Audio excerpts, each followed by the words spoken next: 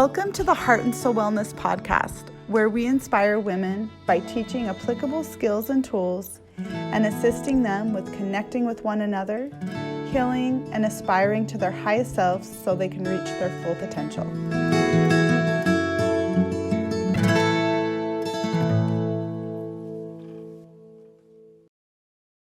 Hi, thank you so much for joining us. I am so excited for this podcast. So our podcast title today is The Art of Embracing Your Authentic Self, and we're so honored to have Ganel-Lyn with us today. And I'm going to have her tell you a little bit about her and about her story. Thanks for having me, Sarah. First and foremost, I think if we're going to talk authenticity, I do have a name that no one has on the entire planet. I have never met anyone with my name. There are some out there that have Ganel, but not Ganel-Lyn combined. And so as an almost 52-year-old woman, I have leaned into embracing it. But as a junior high kid, it was not an easy name to grow up with.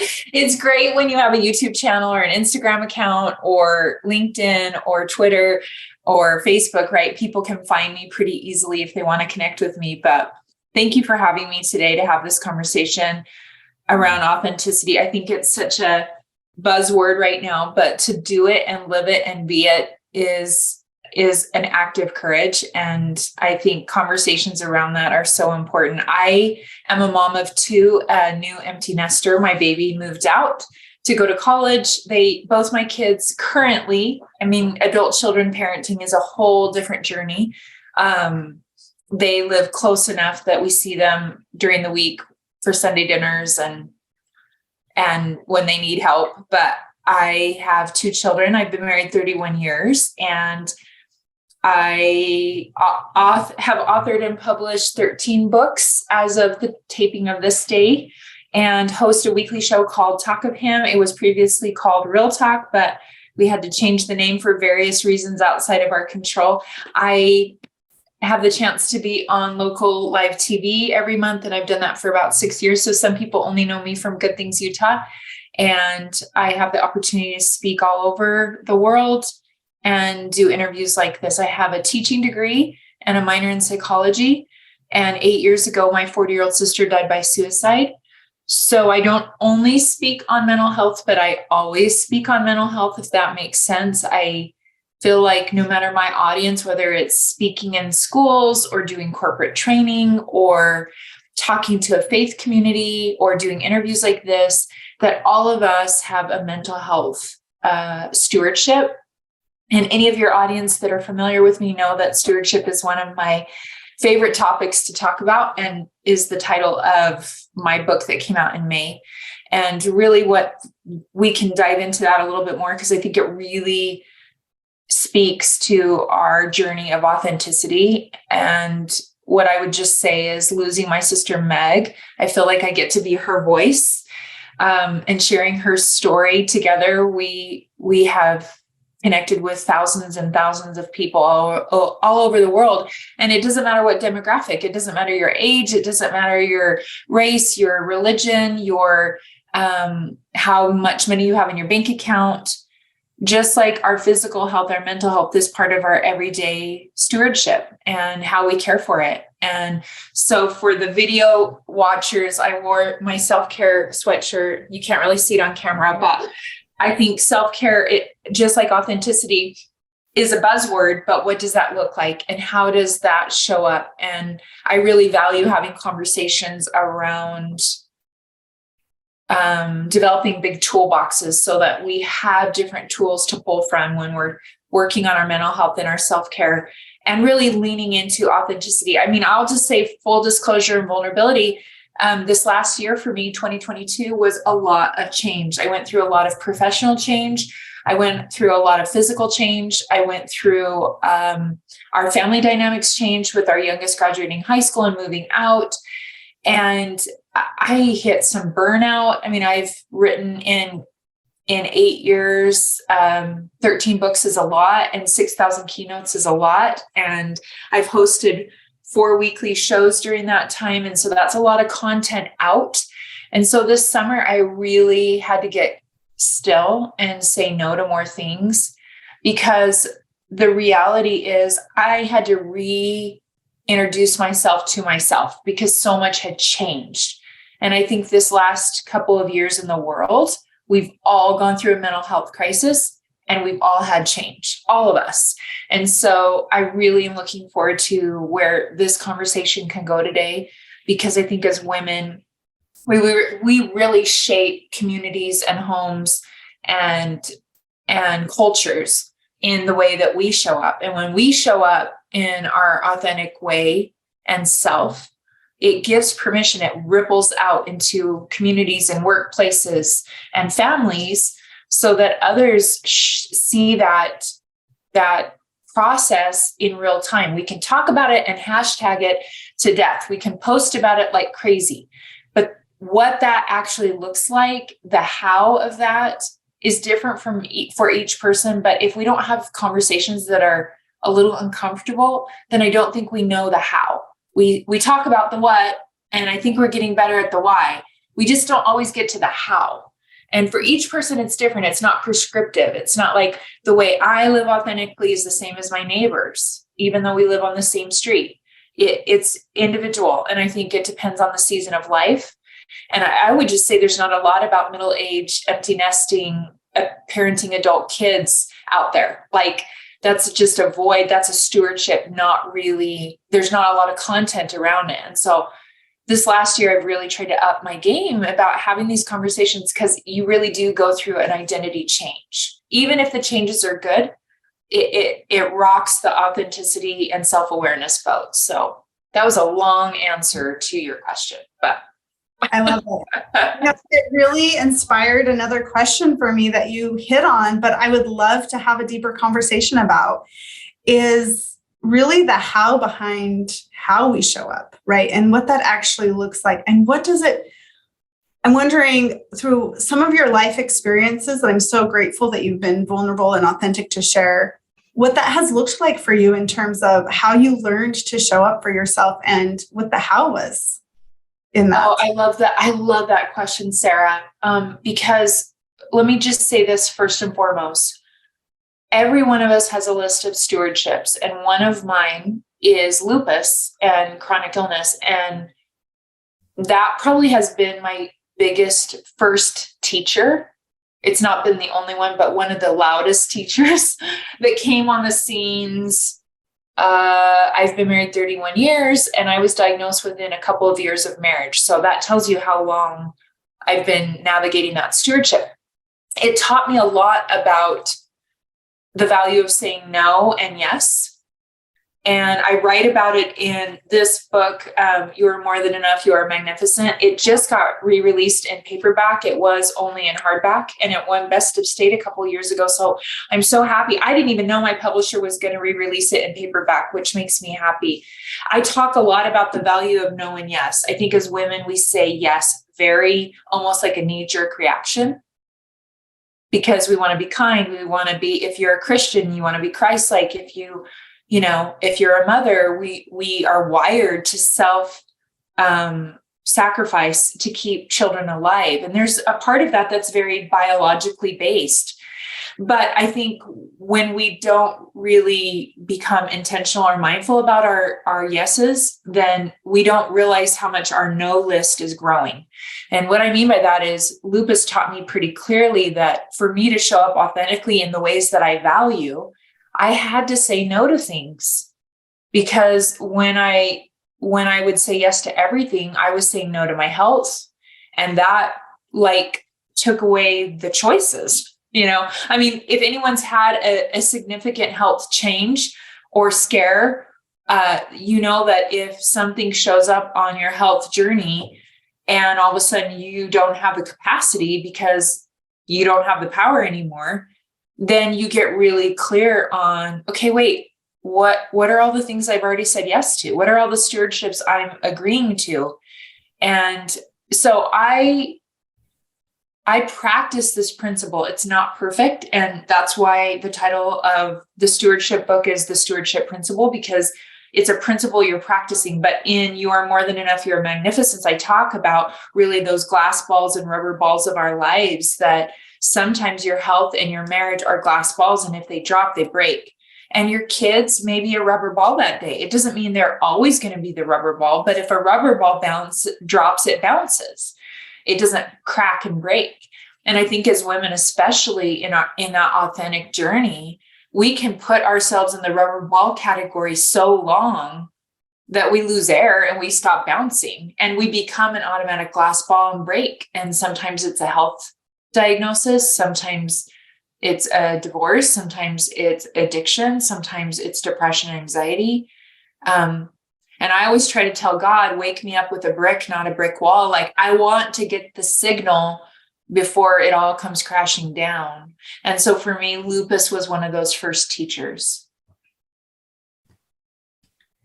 Thank you so much for sharing that. I'm curious, with your health journey, what are some of the lessons or the learnings that have come from that journey for you? Oh, I love this question. I talk about it both in You Are More Than Enough and in one of my books where I kind of deep dive The Decision That Changed My Life about my health journey. And then this is stewardship principle if people are more visual and they can remember it. But I think for me, lupus led to a heart condition, which led to long-term chemotherapy. And that led to an eating disorder. You know, when you're taking drugs that are like forcing you to throw up everything, and you do that for a total of, I've done 3 years total of chemo, not consecutively, but a year, 5-year block of break, and then another year, and then 5. It messes with your sense of full, empty, hunger, body, all the stuff. And as a recovering perfectionist from a family that had divorce and mental health on a pretty high level of intensity, you know, I, as a young kid, mistakenly believed, and I write about this pretty vulnerably in a book I wrote about forgiveness, that if I was perfect, I could save the people I loved. And that really messes with checking in here first, right? Like, if you're always checking in outside of yourself, then there's a disconnect. And I'm still a work in progress on that, because I'm in a season of life now where there's not littles running around, and I don't have to go to Walmart 50 times a week. And, you know, it's me and the dog talking a lot. and I have a massage scheduled for right after this appointment today. And I know that taking care of my physical body cannot be optional. It has to be a yes first. And so my journey with lupus, my journey with perfectionism, my journey with then a subsequent eating disorder led to, like, this makes me really emotional to talk about, but I just think every woman on the planet has a story about their body. Mm-hmm. I think men do too. I just think women have a societal, cultural intensity around them, just from a branding, marketing standpoint. But I also think our personalities as a whole, and I don't want to be like overgeneralizing here, but as women, we are generally super aware of other people and caregivers, and we sacrifice. And so if we don't balance that with some really intentional self-awareness, then I know for me, in the home I grew up in, and then subsequent issues in my marriage that had to be addressed, and then my own health journey, I am a work in progress in this. But one of the things I do to stay in stewardship about my body is I pray every time I'm about to move. And I don't even use the word exercise, but I have to move my body so that I can keep moving my body. So when I look at my body as a stewardship instead of going into ownership, then moving my body, getting a massage, sleeping more, taking my vitamins, eating food that is alive,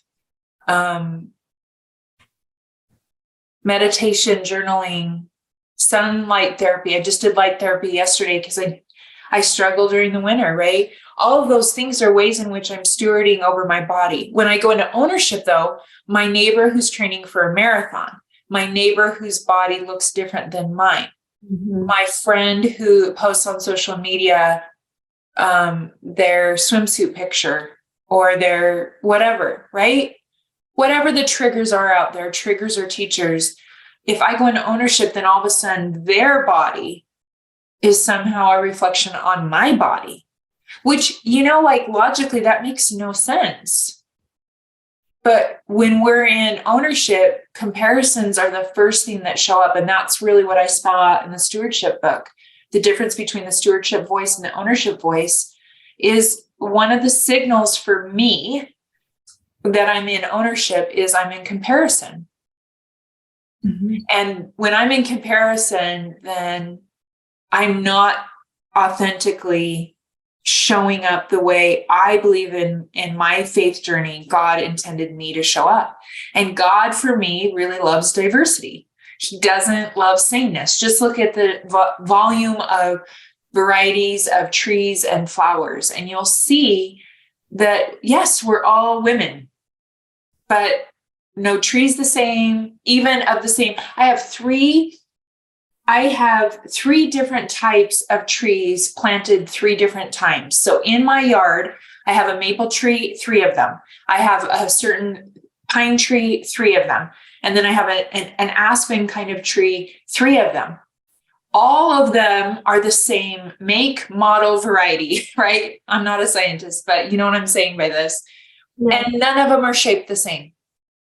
They were all planted the same.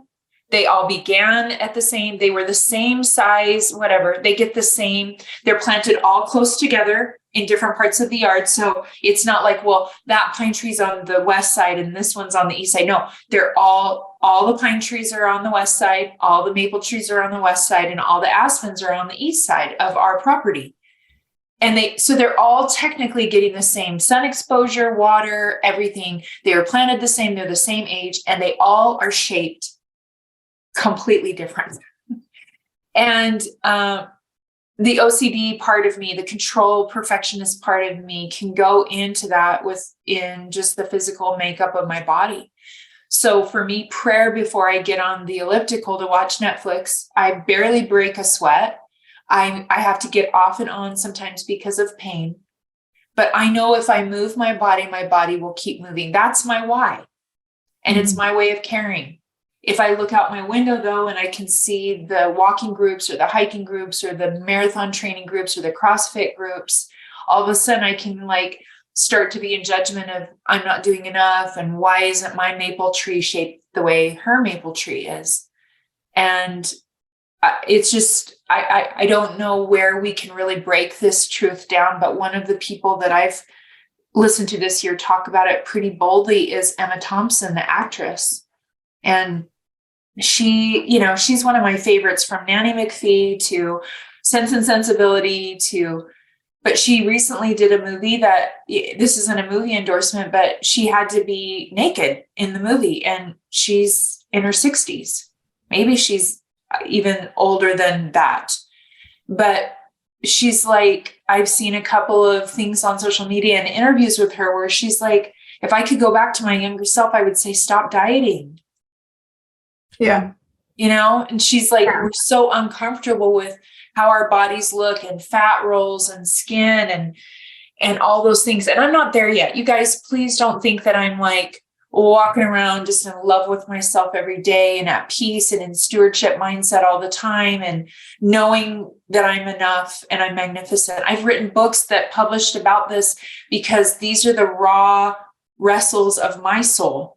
Not because I have all the answers, so I'll have the conversation, but I'm better. I am better. Every day I feel like I move towards, and then sometimes I slip, but I catch myself quicker now. And what I realized is this body is a gift. Anyone that has seen someone die or a baby be born on those 2 bookends of life know the beauty of a body. And it has nothing to do with how you look in a bathing suit or what number is on a scale. I haven't stepped on a scale in 12 years. And I don't think, Sarah, I've told that to any interviewer on any podcast ever.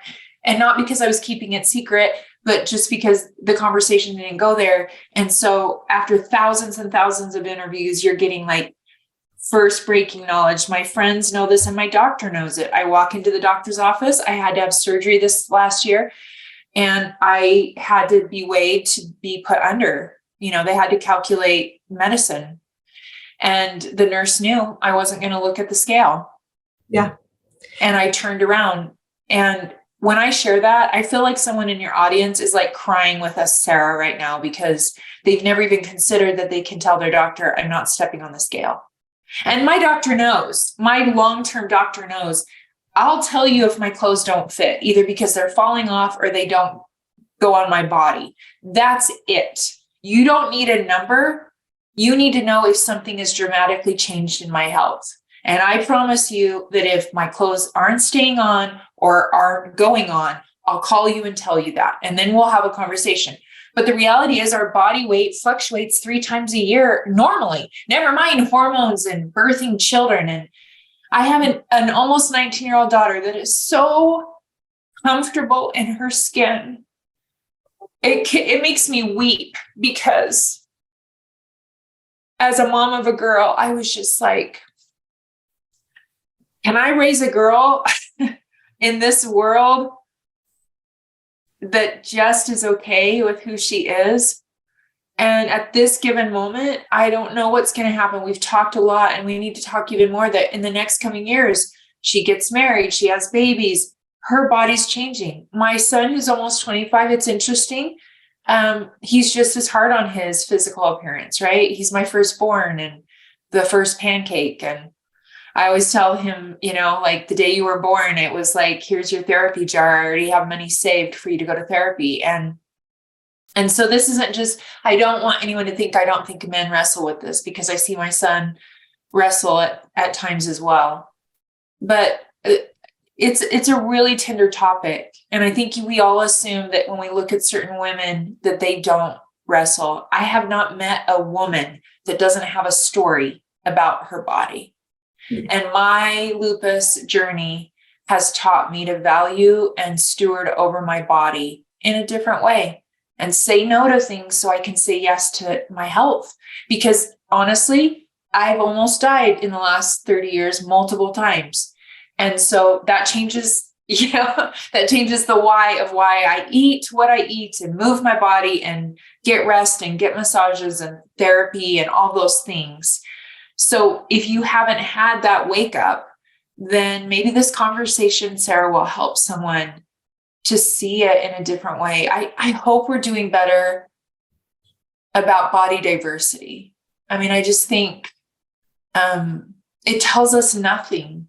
The outside, whatever, is the gift, but it says nothing about how healthy. It doesn't say anything about how loving or intelligent, or it says nothing other than what we're seeing on the outside. And I think bodies are beautiful, but I grew up in the 80s and it was very specific body type and I didn't fit that. And there was very specific things that were considered beautiful. And then you travel in the world and you realize, oh my gosh, it's culture. It has nothing to do with anything. It's like, if I go to Africa, my son lived in Africa for 2 years, the definition is very different there. It's so different. Yeah. It's so different. I traveled to Africa as well. And while I was there, it's like not even what they're focused on, right? It's just enjoying life. Even those that I worked with that were in very challenging and difficult situations, they were really out there enjoying life the best they could. And this wasn't even on their radar. So you bring up a really important point, and I'm so grateful for it. This shift that needs to happen and is happening to an extent, but needs to continue to happen in terms of our conversations about perfectionism and also about our perspective on how we view and care for our bodies. From the sense of I'm valuable, I'm worthy, I deserve to be taken care of, I deserve to nurture myself. And so those were the thoughts that really came strongly to me as you were talking, because my heart was in it. And I was thinking, I want every person that listens to this podcast to take that with them, that their value's infinite. And absolutely, there's so much out there in the world that is saying, you need to be this way, or it's not good enough. But really, when we come back to the core of things, what we know is that you absolutely are. It's just that we're sifting through all this culture, all these other limiting beliefs that can be heavy. Yeah. Yeah. And I think Renee has really done a great job of framing some conversations around shame and guilt, around authenticity, around vulnerability. When I wrote, "You are more than enough, you are magnificent," if everyone can go back in their minds before the pandemic, and if they remember the summer when we were having the eclipse and the fires and the earthquakes, do you guys remember, Sarah, do you remember that summer? Yeah. It was like, I remember every Monday I woke up and there was another headline that was crazy. And I thought, this is the most intense time to be alive. The pandemic hadn't happened, you guys. So like, we had no idea what was still coming, but it's interesting to me because I had mapped out writing "You are more than enough, you are magnificent." And it almost was as if every week that I knew I was working on a specific chapter, and I cover body and time and family and all the things that we don't feel enough in, right? That week, something huge would play out in my life. You know, the week I wrote the chapter on beauty, that's the week I was struggling the most with my body, right? Something would play out in the world and I would think, oh my gosh, isn't this interesting that, you know, as an author, I'm wrestling with it in real time. And the premise of the book is to show that we are enough, we are magnificent wherever we're at. Like, God's not panicked that we haven't hit a place on the map. And I tell this to my adult kids, especially my son who's almost 25, because he looks around and sees his friends checking certain boxes and he hasn't checked them yet. And I'm like, dude, it's not a race. Like, you've had a different journey that is unique for you and magnificent in your uniqueness, and your contributions will come from your starts and your stops and your delays and your detours. I can see it clearly as his mother, clearly as an individual in my own self, you know, once again, to bring up ownership and comparisons, I can easily go into out of stewardship in my own journey and say, why haven't I achieved this? Book sales, algorithms, views on my shows, whatever, scale, bank account amounts, you know, what your house looks like compared to the Instagram posts of all the home DIYers, you know. And so I would just acknowledge the fact that there are a lot of messages out there and there's a lot of money made for people to believe the false belief or the limiting belief, as you said, Sarah, that they're not enough and that they always need to change something. And one of the things that I've worked on in healing my perfectionism is, and I've tried to teach it to my kids, and it's interesting, some of us are more wired to shame and some aren't, right? Is that when you work from a place of growth, knowing in your core, and I am guessing, Sarah, this is a lot of what you do in one-on-one sessions, that you're enough, actually growth and progress happens quicker. But when we work from a place of shame that somehow we're bad, like innately flawed, bad people, and that if anyone really, really, really knew us, it would be disgusting. I mean, that's the fear we're all walking around with. Like, if you really knew how messed up, how flawed, how imperfect I am. When we work from a change place with that belief, I mean, we just feed the numbing desire, because of course no one wants to feel that way. And so ironically, whatever we're trying to change, maybe it's addictive behaviors, maybe it's, maybe it's behaviors that are destructive, or maybe it's a relationship we're trying to break out of, whatever that is, we treat people the way we feel about ourselves. And if we innately believe we're so flawed and disgusting, and if we just beat ourselves up, if we just change more things about ourselves, if we read one more self-help book, then we'll be better. Really, the ironic part of writing "You Are More Than Enough, You Are Magnificent" is later on, a few years later, a national figure has written a book, "You Are Not Enough." And that book's gone really well and viral. And her point was that, we're not enough without God. And if she had read my book, she would know that my point is that we're enough and we're magnificent and we mess up every day. Yep. It's an and, it's not an or. And yeah. I love an and. I love a good and statement. Yeah, I yelled at my kids and I'm a good mom because I keep trying. My kids know this, especially right now at this phase of our lives, that I did everything I could to be an intentional mom in their life. I did. I took all of my trauma as a kid and I tried to address it and heal it. I tried to address daily self-care and family care while also navigating a chronic illness. And did I mess up? Absolutely every day. But I know I did the best I could do with the information I had at the time. And they're going to grow up and hopefully have kids of their own, and they're going to hopefully have even more mercy for me and grace for me and forgiveness for me, because they're going to realize when they hand you a human at the hospital or at the adoption center that they don't give you a book on how to do it, and you go home and you do your very, very best. And that's the reality of humanness. And I would just say that is so easy for me to say to other people. I look at women and men around me that are deeply flawed and deeply beautiful and deeply influential in my life and influential in the world and doing good things and helping the world. And they're not, none of them are perfect. And I am so okay with that. I'm so okay with their imperfections. Yeah. When I look in the mirror, when I look at my own soul, that's not always, I'm not as self-compassionate. I'm not as self-accepting. I wrestle a little bit more. I've been living with myself for 51 years and I get sick of my own chatter, And so I think like the work that you're doing, Sarah, and other therapists, I would say therapy in general is a really big term, but that's why it's super helpful to reach out to a coach or reach out to a therapist or reach out to some kind of practitioner that's outside of you to reflect back and create a safe space for these really hard, authentic conversations around the chatter in our heads. Yeah. And so, yeah, I think it's an ongoing daily practice.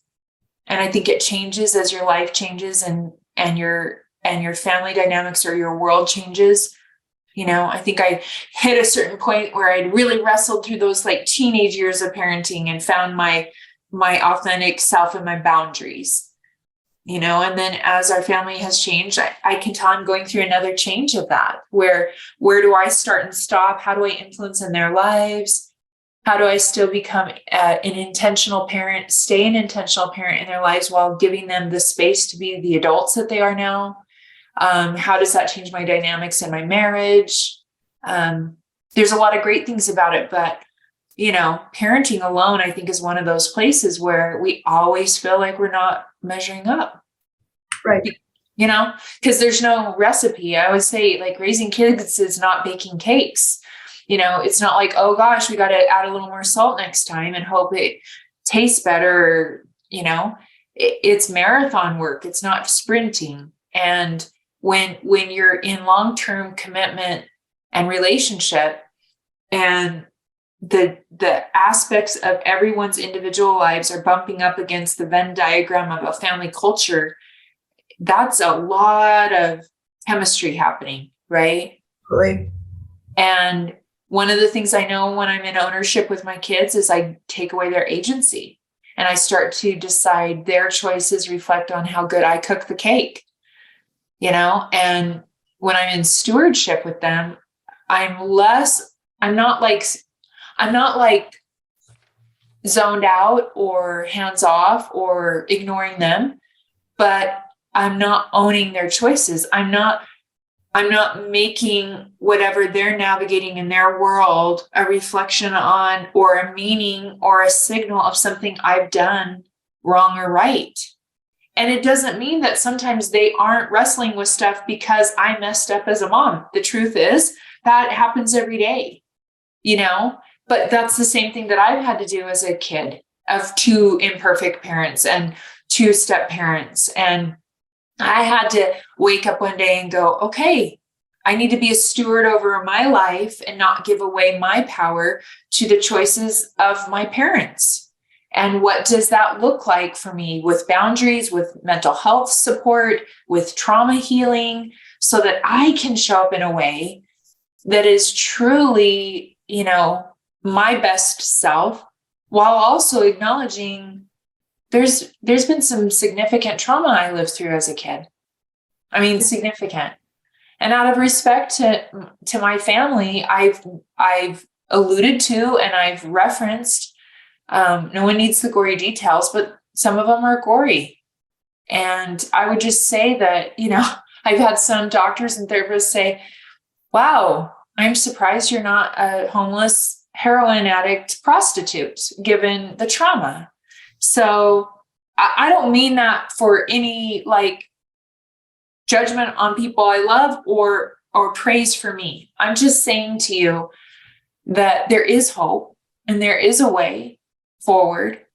And I think we are all healing the same wound of I'm not enough. We are all on that journey, all of us on the planet. I know some of the most famous people in the world, they are friends, like friends, like real conversation friends. They have the same wound, and they've gotten awards and recognition and praise and they have the same wound. I love that, because we wouldn't think that, right? You look at someone you admire and you don't think, oh yeah, they're dealing with the same stuff that I'm dealing with, right? You think, wow, look at all their strengths. And it really ties in beautifully. One of the things you talked about that I just loved is how sometimes we look at ourselves almost from our weaknesses, and we focus on our weaknesses and we look at ourselves as broken instead of whole. And I loved what you said, because if we can actually see ourselves as healing and working and whole in a sense, we are doing the work that we need to. I love Edith Eva Eger, and I love her books. She's amazing. She has a new, I think it's a training or a virtual thing that I'm going to do.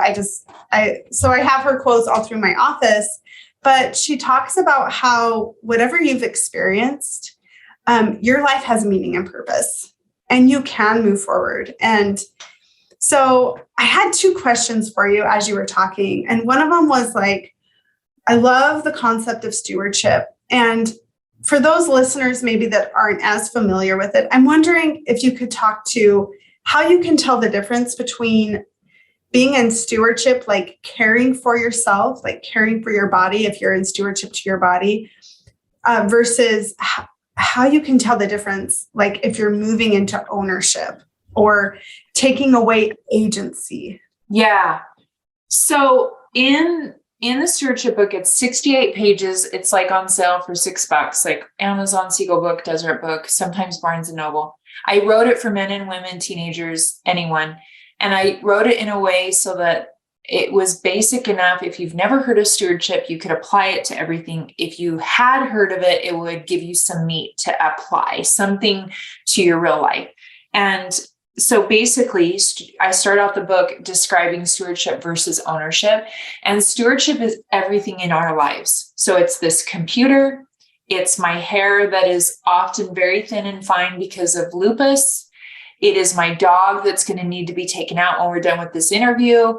It's my career. It's my bankruptcies or job losses or heroin addiction. And when I say mine, those aren't mine actual stewardships, but I'm saying it globally, everything that we experience. So it's our neighbor's Hawaii trip, and it's our unemployment. It's our 50 years of marriage or our divorce. It's our kids going to Harvard or our kids going to prison. It's everything in our lives. It's stuff we have, and it's who we are. It's our bodies. And when we look at everything in our lives as a stewardship, instead of in ownership is kind of a buzzword right now, take ownership. But what I find is ownership is very limiting. It's very finite. Stewarding is very expansive. And anything that's expansive to me is really good for mental health. It's very hopeful. It's very diverse. it's very inclusive. It's fluid. It allows for growth and change. Anything that's finite feels very constricting and absolute, black or white. And that to me is the opposite of good mental health, right? It doesn't account for all the factors. And one of the chapters in the stewardship principle that I kind of dive deep into is that of the stewardship of our bodies and our minds. And in that chapter, I really give examples of where, for some, a stewardship in their bodies may be that they're in a wheelchair, or that, like me, they've had chronic illness, or they've dealt with an eating disorder. The privilege of having a body to me is amazing, but I realized pretty quickly that voice of ownership with my body was dangerous. So ownership says I have to do everything.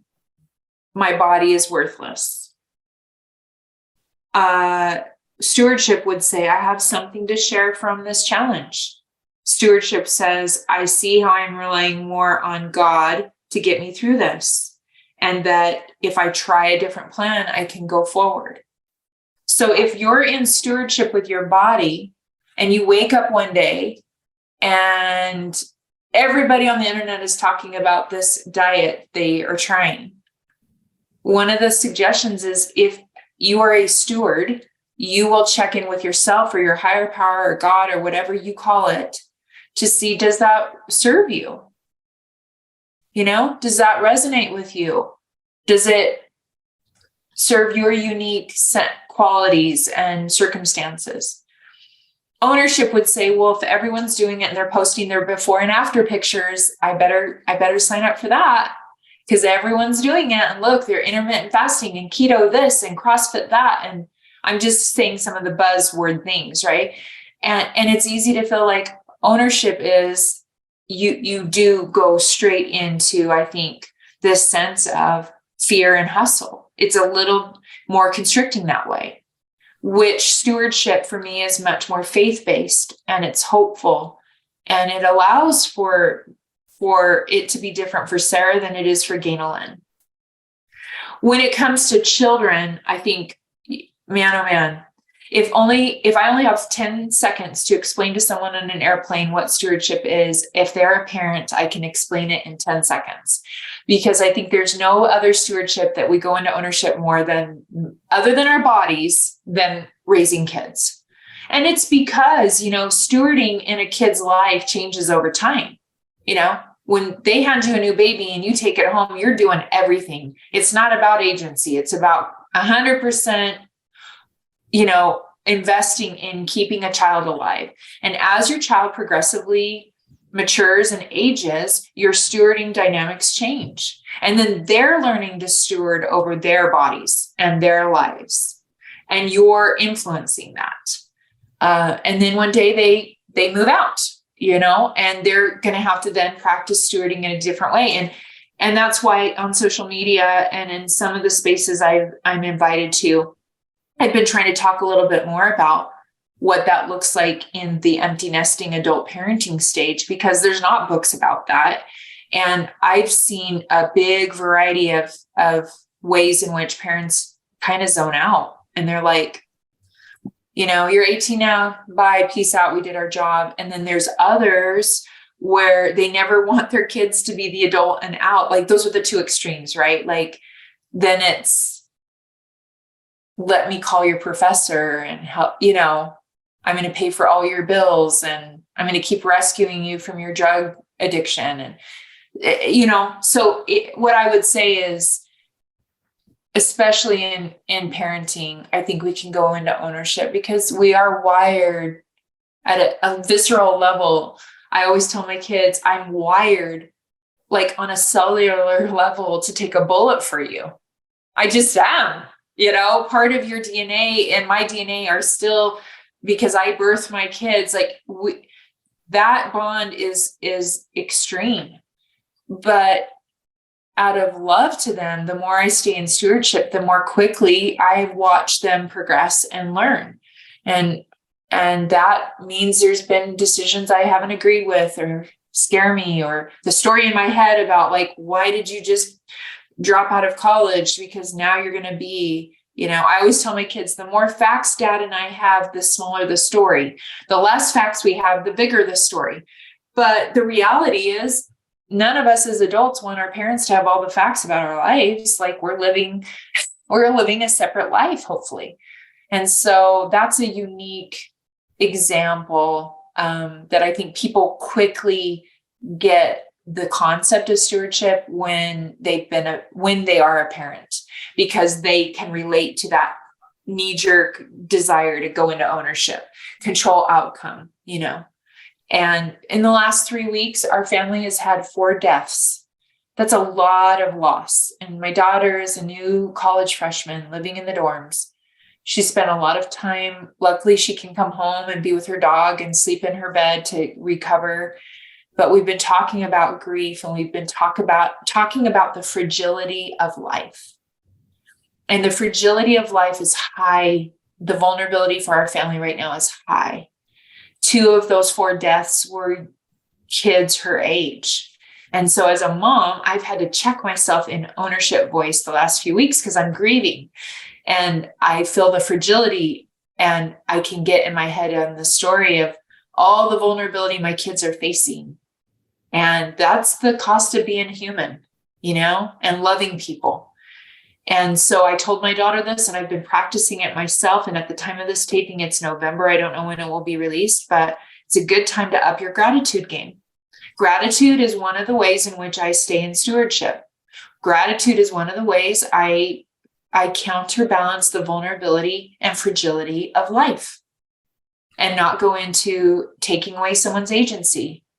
Gratitude is the way I honor my body, whatever shape, size, and functionality it's showing up that day, because I literally have lived the life of I could not be here.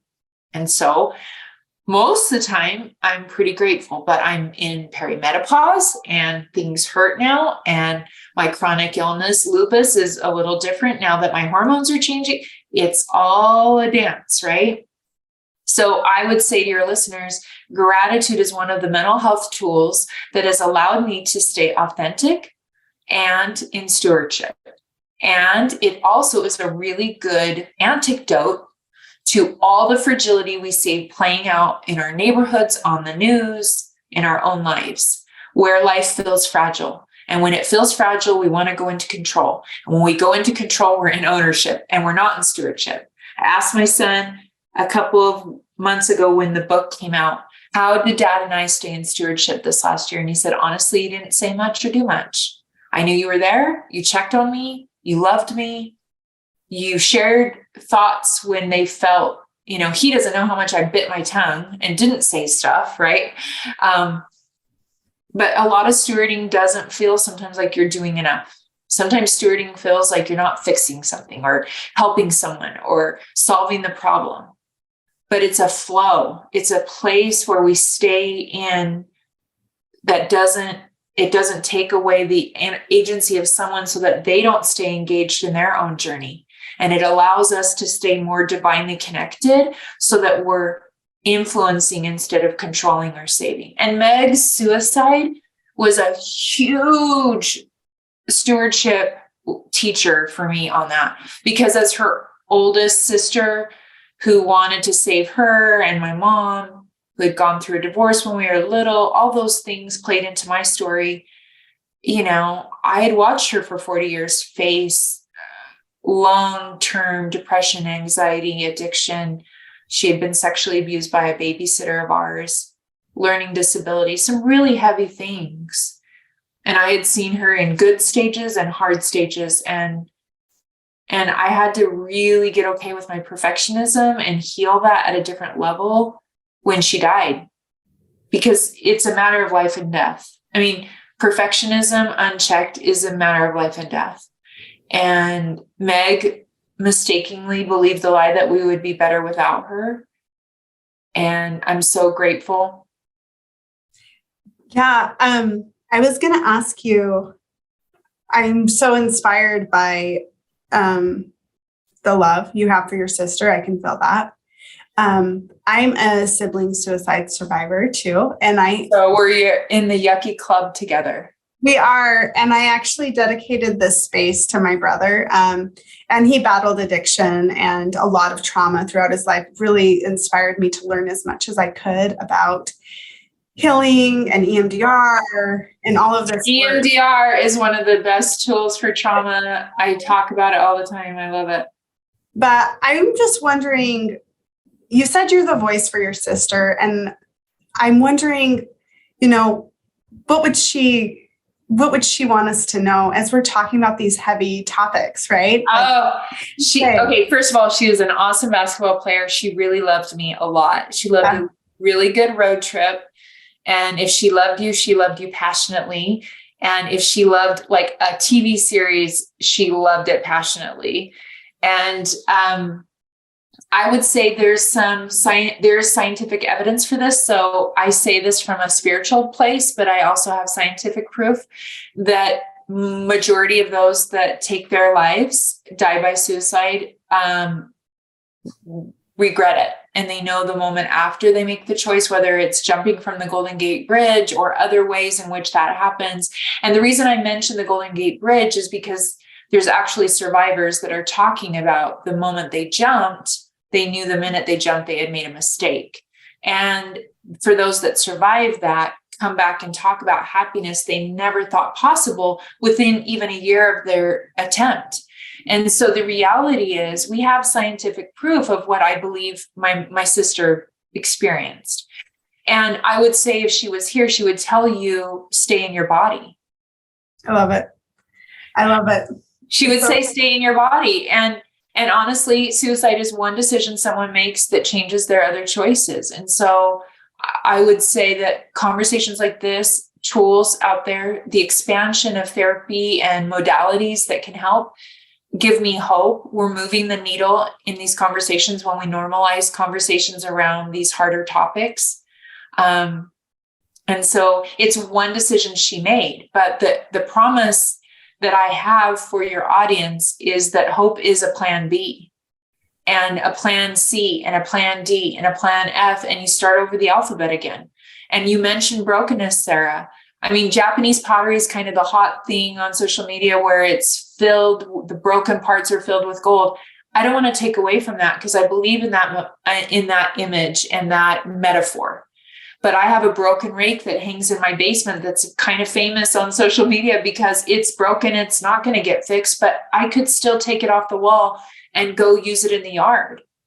Some of us, if not every person on the planet, wakes up every day with broken parts of us that aren't yet healed. And we're still effective. We're still able to influence for good. We're still enough. And there's no gold to fill it. It's not going to maybe be fixed in this life. And so I don't want to take away from the idea that there is healing possible. But what if the healing is that you go forward and you contribute and the brokenness doesn't ever get eliminated? What if that's the definition of healing? Right. And that's what I would say for Meg and your brother and everyone in your audience that has someone that they're worried about because they've been suicidal or are currently. It's for all of us that if we only filled a family and a company with non-broken people, there would be no families and there would be no companies. So that's right. Well, I want to thank you so much for the warming conversation and heart-filled conversation. And are your books, where can people buy your books? So my name, Ganel-Lyn.com, no hyphen in it or no capital. If you can put that in the show notes, there's a product page on my website and it links to all the places. So you don't purchase on my website, but it will link you to all the other places you can purchase it. And I love to connect with people after doing podcasts like this. And so any of the social platforms that your listeners are on, please DM me or follow. I really try to show up authentically there on social media. And, I'm not 1 million, 2 million TikToker. I am I try to show the variety of the fruit salad of my life. And And sometimes that's mushy watermelon, which I don't like. And sometimes it's yummy berries, right? That are, perfect in the summer. So it's life for me is I try to, as authentic as you can be on social media. I value the platform because I think we can keep having conversations when podcasts like this are done. So I encourage your listeners to connect with me there. I would love that. Okay. We will plan on that. Thank you so much. Thank you, Sarah. Thank you for listening to the Heart and Soul Wellness Podcast with your host, Sarah Carter. Make sure to like and subscribe, and if you have any thoughts about what we talked about today, leave a comment. Also, you can find us at heartandsoulwellness.org and on Facebook and Instagram. Join us again as we continue to help women heal, connect, and aspire to their true and authentic selves.